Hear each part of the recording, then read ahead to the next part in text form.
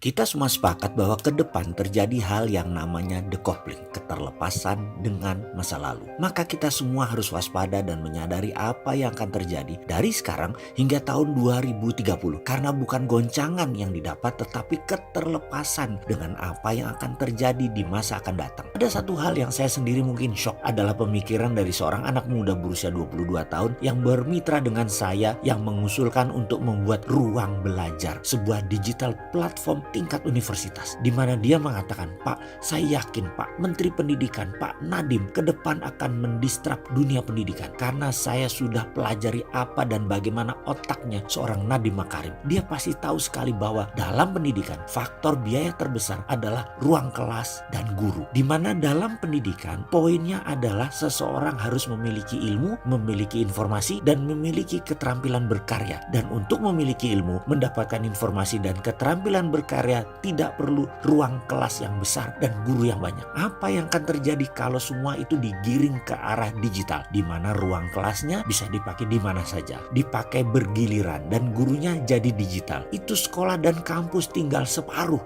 dan jadi lebih efisien. Dan gurunya hanya tersisa guru terbaik. Saya yakin hanya 30% guru yang tersisa dalam 10 tahun ke depan. Ini akan membuat kualitas ilmu anak bangsa meningkat, dana yang dipakai hanya sedikit dan bisa dimanfaatkan bidang lain yang memberikan efek lebih produktif. Karena itu kita sebaiknya mengantisipasi semua pindah ke digital, memangkas biaya ruang kelas dan guru atau dosen hingga 30%. Asli saya terdiam. Itulah disrupsi yang pasti dan mungkin terjadi. Di Gojek yang gak punya motor, mobil, serta sopir jadi raja distribusi. Mengapa di dunia akademik tidak fokus ke pendidikannya saja, ke ilmunya saja, ke keterampilan sosialnya saja, ke karya nyatanya saja, dengan memangkas ruang kelas dan jumlah guru. Fungsi guru berubah jadi mentor dan coaching. Fungsi ruang kelas hanya pertemuan seminggu 3 kali mungkin. Sisanya kunjungan langsung ke pertanian, ke perkebunan, ke pabrik, ke dunia nyata, ke museum, dan lain sebagainya. Semesta jadi tempat belajarnya. Bisa bubrah itu pemikiran masa lalu akan pendidikan yang saat ini di Indonesia sudah 100 tahun belum berubah. Pasti ke depan akan terdistrap dengan visi decoupling kaum milenial yang memimpin pendidikan, terutama dalam bidang bisnis dan beberapa sektor kehidupan seperti gaya hidup. Contoh yang paling nyata adalah bagaimana bisnis di masa lalu yang terikat dengan ruang dan waktu,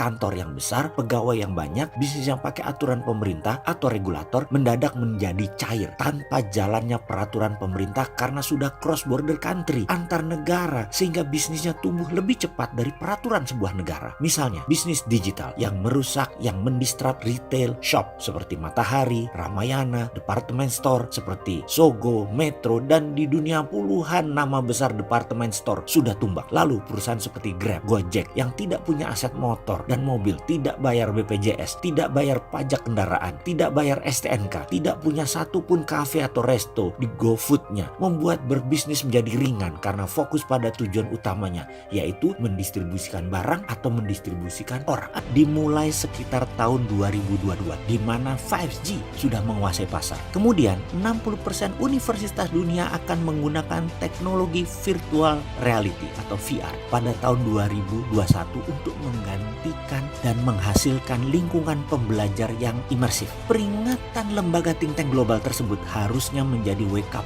call bagi stakeholder pendidikan Indonesia, bahwa kalau dunia dikelola dengan cara yang business as usual, pada akhirnya pendidikan di Indonesia akan menjadi obsolete, tak relevan, dan akhirnya melapuk. Celakanya sistem pendidikan Indonesia adalah satu-satunya institusi yang dikenal paling sulit berubah menghadapi terpaan disrupsi. Tak heran jika kondisi dan metode pembelajaran hari ini tak jauh berbeda dengan kondisi seabad yang lampau. Menjadi sangat mencemaskan ketika kita menghadapi kenyataan bahwa dunia pendidikan dan dunia ekonomi kita terdistrap banyak hal yang kita tidak ada persiapan mengantisipasinya. Pemahaman ini akan membuat Indonesia gagap kalau melihat sama sekali tidak ada grand plan-nya Indonesia itu untuk menjadi pemain dunia. Lalu ke depan bagaimana? Siapa yang memikirkan grand plan bangsa Indonesia ini di bidang ekonomi dan di bidang pendidikan? Siap berubah atau terlindas kita?